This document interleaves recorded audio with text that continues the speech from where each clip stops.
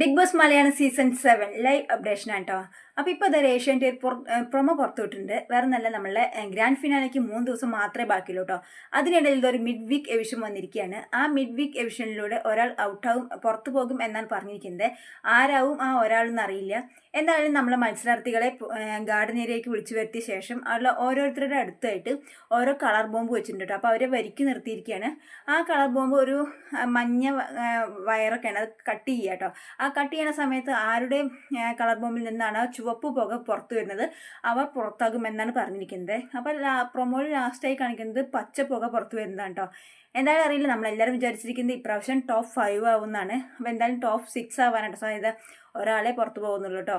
അപ്പം നിങ്ങൾക്ക് ആരാവും പുറത്തു പോകാനുള്ള സാധ്യത, ആരാന്നുള്ളതെന്ന് കമൻറ്റ് ചെയ്യാം കേട്ടോ. എന്തായാലും ആദില പുറത്തു പോകാനാണ് സാധ്യത തോന്നുന്നുണ്ട്, അറിയില്ല. എന്തായാലും നിങ്ങൾ കമൻറ്റ് ചെയ്യൂ കേട്ടോ.